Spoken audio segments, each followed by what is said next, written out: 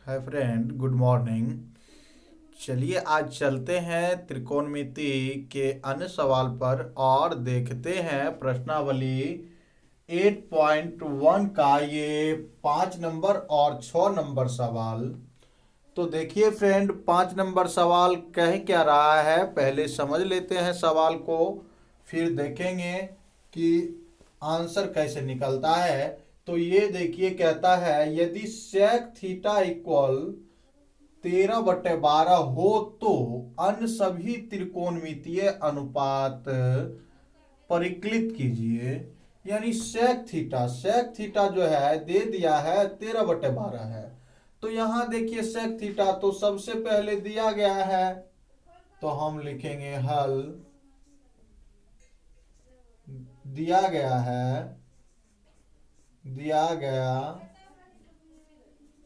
है क्या।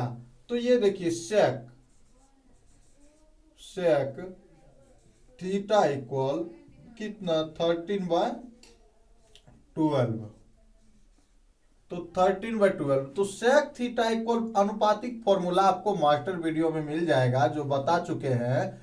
Sec theta equal होता है कर्ण बाय आधार। क्या होता है? कर्ण बाय आधार।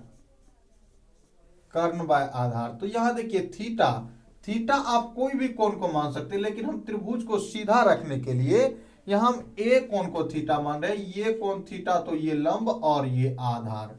तो यहां देखिए कर्ण, तो कर्ण हो गया आपको कितना 13, ये 13, और आधार कितना हो गया 12। आधार हो गया 12। ठीक है। तो सबसे पहले क्या कह रहा है, इधर देखिए कि अन्य सभी त्रिकोणमितीय अनुपात ज्ञात कीजिए। तो अन्य सभी त्रिकोणमितीय अनुपात ज्ञात कीजिए। कोण भी इक्वल 90 डिग्री दिया हुआ है, तो अन्य सभी त्रिकोणमितीय अनुपात ज्ञात कीजिए।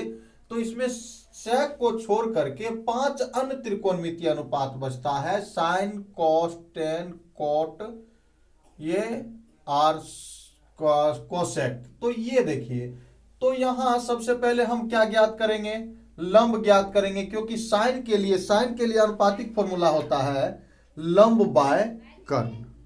तो लंब बाय कर्ण होता है, तो सबसे पहले हम लंब ज्ञात करेंगे।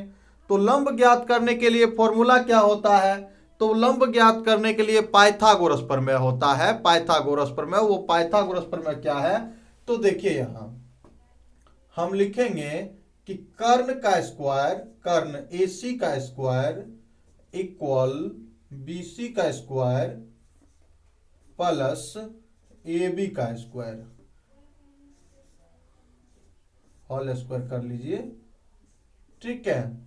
ये क्या है, तो इसका नाम है पाइथागोरस प्रमेय। पाइथागोरस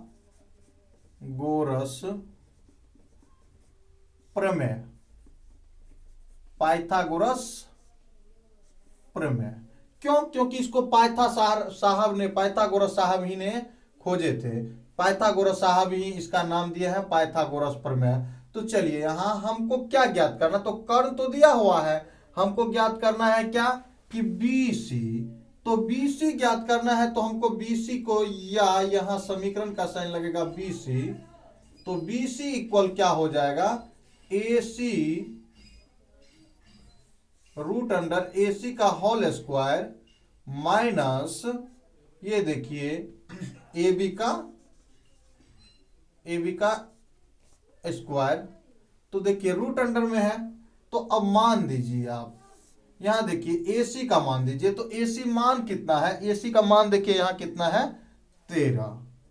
तो यहां है 13, तो 13 का होल स्क्वायर माइनस AB, तो 12 का होल स्क्वायर इक्वल कितना, रूट अंडर हो जाएगा 169 माइनस, देखिए यहां बराबर है 44 से 144। कितना होगा 144। देख लीजिए। अब देखिए इसमें से इसको हमको घटाना है, तो क्या बच जाएगा, यहां देखिए 9 में से 4 गया कितना 5, अब फिर ये देखिए कितना 16 में से 14 गया कितना 2। अब देखिए ये हो गया कितना 25।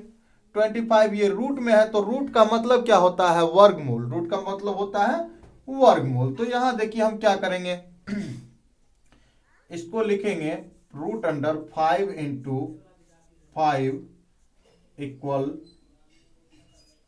5। तो ये बीसी ना निकल गया, आपको बीसी निकल गया 5।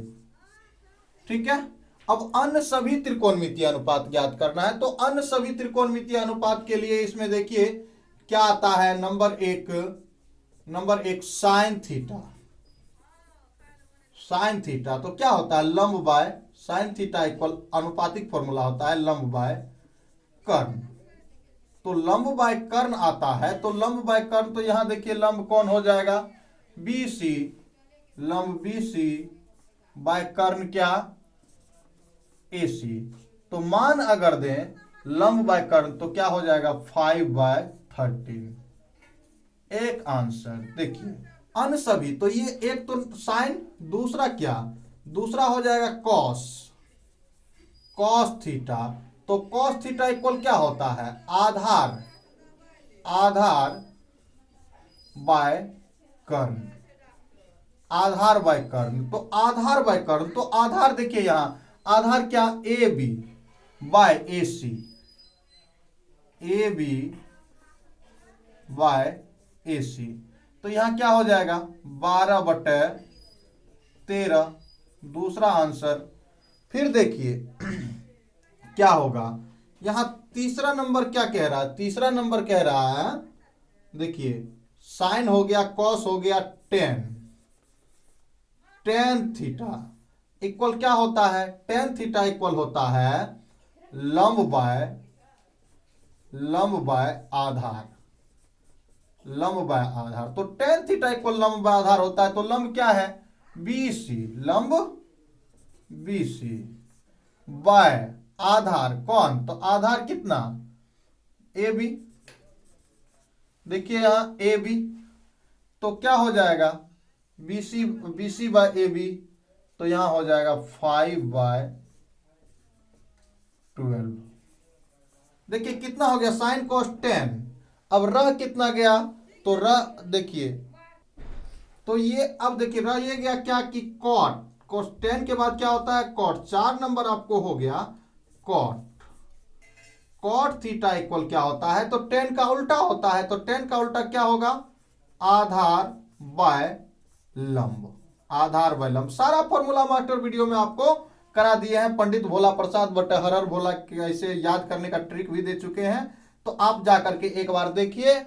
और अगर वीडियो आपको पसंद हो आता है तो वीडियो को लाइक शेयर सब्सक्राइब जरूर कीजिए।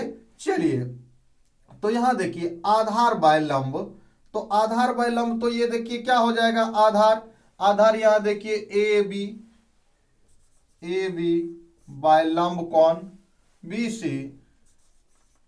बीसी इक्वल देखिए ए बी क्या है? 12 बाय बीसी। बीसी क्या? तो बीसी 5। ये आगे बढ़िए, देखिए आगे बढ़ते हैं। 5वां नंबर। 5 नंबर कौन होगा? तो साइन का उल्टा होता है, साइन का उल्टा होता है कोसेक। COSEC cosec theta. तो कोसेक थीटा इक्वल होता है क्या? तो साइन का उल्टा होता है, तो कर्ण बाय लंब हो जाएगा। कर्ण बाय लंब। कर्ण बाय लंब होता है। तो कर्ण बाय लंब होता है, तो कर्ण यहां देखिए तो क्या है? ए सी। तो यहां लिखेंगे ए सी बाय लंब कौन? तो लंब देखिए कौन होगा? तो बी सी।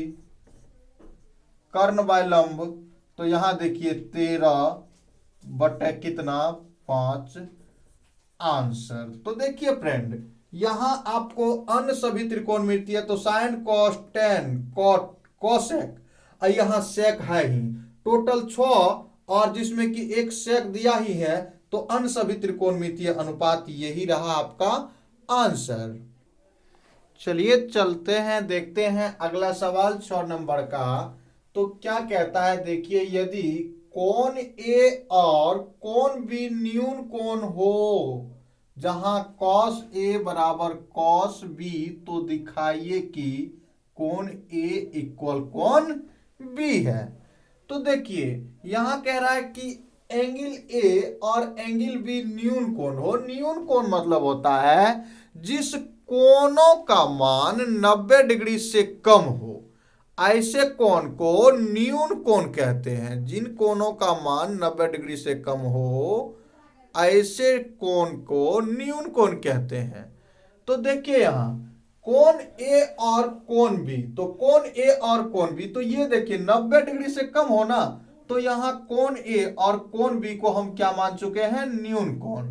तो न्यून कोण मान चुके हैं, तो कह रहा है कि आप ये कीजिए न्यून कोण हो तो जहां cos ए बराबर cos बी, तो दिखाइए कि कोण ए बराबर कोण बी।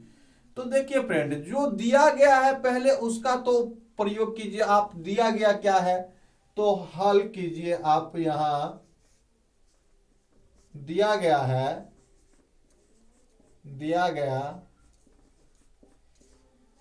है क्या, देखिए यहां cos ए इक्वल cos बी, तो cos ए इक्वल cos बी, cos ए इक्वल cos बी इतना दिया गया है। तो यानी cos ए, तो ये ए कोण थीटा मानना पड़ेगा भी, ए कोण थीटा मानिएगा। चलिए यहां इसके अनुसार cos ए, तो ये कोण थीटा मानिएगा, तो ये तो आपका लंब हो जाएगा इस कोण के सामने की भुजा, तो ये आपका क्या हो जाएगा लंब।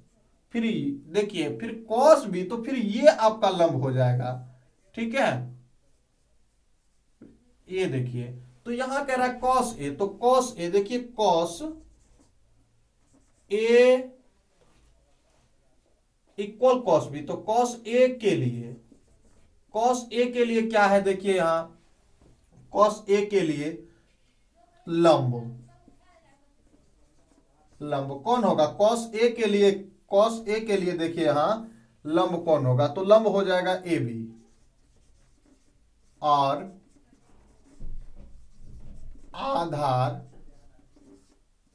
आधार कौन हो जाएगा, तो आधार देखिए cos ए के लिए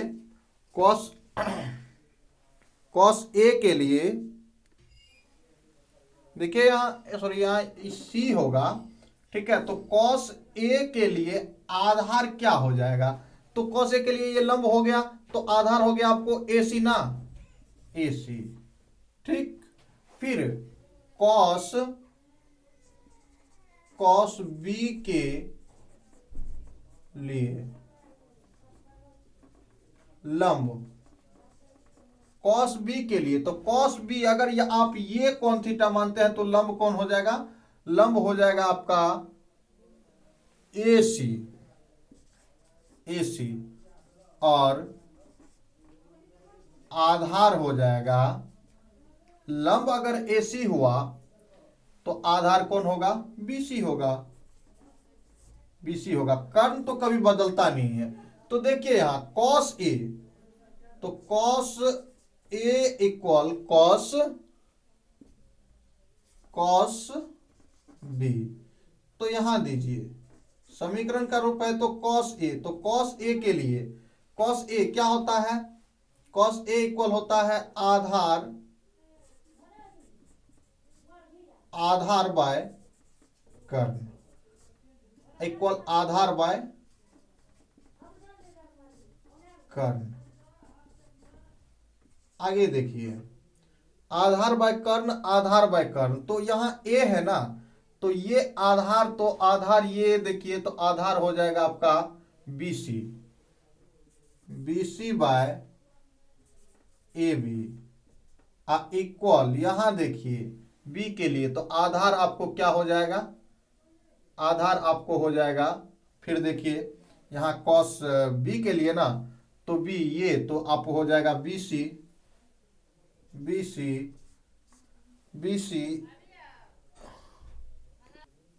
बाय क्या ए बी। यहां देखिए तो cos ए के लिए तो ये आपको ये लंब हुआ, तो आधार तो ये होगा ना, आधार तो एसी होगा, एसी। तो अब देखिए ए बी ये तो कट गया, तो क्या बच गया, या ए सी इक्वल BC। अब देखिए AC इक्वल BC, यहां देखिए AC इक्वल BC, तो ये दोनों भुजा क्या हुआ, बराबर, लंब और आधार बराबर। तो यहां देखिए इसके सामने का कोण ये और इसके सामने का कोण ये, तो हम लिखेंगे कि बराबर भुजाओं के सम्मुख कोण बराबर होते हैं। तो ये देखिए AC का सम्मुख, तो AC का सम्मुख कौन, B। अब BC का सम्मुख, तो BC का सम्मुख तो कौन, A। इसी को लिख सकते हैं कौन A इक्वल कौन B। ये देखिए, क्या यही आपको सिद्ध करना था ना कि कौन A बराबर कौन B, जहां की कौन A और कौन B न्यून कोण हो, तो कौन A बराबर कौन B, देखिए प्रूफ हुआ, तो सिद्ध हुआ।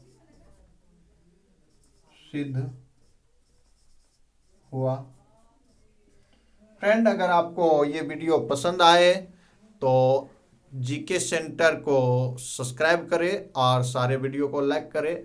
अगर समझ में नहीं आए तो कमेंट करके पूछें। चलिए आज के लिए बस इतना ही, मिलते हैं नेक्स्ट वीडियो में फिर।